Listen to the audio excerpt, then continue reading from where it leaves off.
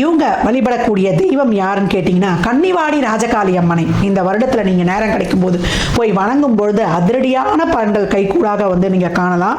நீங்கள் சொல்லக்கூடிய மந்திரம் என்னன்னு கேட்டிங்கன்னா ஓம் மகா கணபதியே நமக. இந்த மந்திரத்தை கேட்ட மாத்திரத்தில் நீங்கள் கமெண்ட் செய்பவர்களுக்கு இந்த நொடியிலிருந்தே ஒரு நல்வாழ்க்கைக்கான மாற்றம் உதயமாயிடும் அப்படின்னு சொல்லலாம். நீங்கள் எப்பெல்லாம் நேரம் கிடைக்குதோ விநாயகருக்கு 21 சுத்து சுத்தி சிதறுகாய் உடைக்கக்கூடிய மகரம் வெற்றி வாழ்க்கையில் மிக சிறப்பாக, அதாவது இடையில ஒரு பிரேக்கே இல்லாம பைபாஸ்ல போற மாதிரி சிறப்பாக பயணிக்கலாம். உடல் ஆரோக்கியம் கவனம், பணம் கொடுக்கல் வாங்கல. ஏன்னா ராகு 2லயும் 8ல இன்னும் கேது இருக்காங்க டிசம்பர் வரைக்கும். அதுல மட்டும் ஒரு அறியாத தெரியாத விஷயங்களை ஒரு அந்நியர்களை ஒரு தேவையில்லாம ஒரு ஆசை வார்த்தை காட்டுறவங்களை நம்பி அதுல மட்டும் கொஞ்சம் கவனமாக ஏமாந்து போகாம மற்றபடி ஒரு விழிப்புணர்வா ஒரு அதிகவனமா ஒரு சொல்ல ஒரு செயலை பார்த்து பார்த்து முடிவெடுத்து, அப்படி இல்லை ஒரு டவுட் இருந்தால் பெரியவருடைய ஆலோசனை எல்லாருமே கேட்கணும்.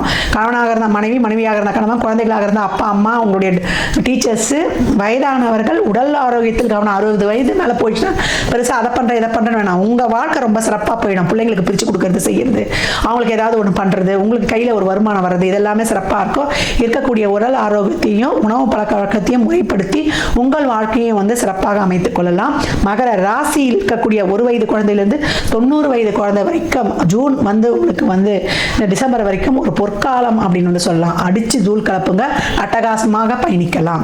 நிறைய சேரிட்டி தான தர்மம் செய்யும்போது 3இல் இருக்கக்கூடிய சனி உங்களுக்கு சிறப்பான பலன்களை தந்து உங்களை வெற்றி நடை வீர நடை போடு வைப்பார். மகரம் மகத்தான மாற்றம், சிகரத்தை நிச்சயம் தொடும், பத்திரமாத்து தங்கமாய் ஜொலிக்கும். மகர ராசி லக்னத்திற்கு என் நல்வாழ்த்துக்களை தெரிவித்துக் கொள்கிறேன்.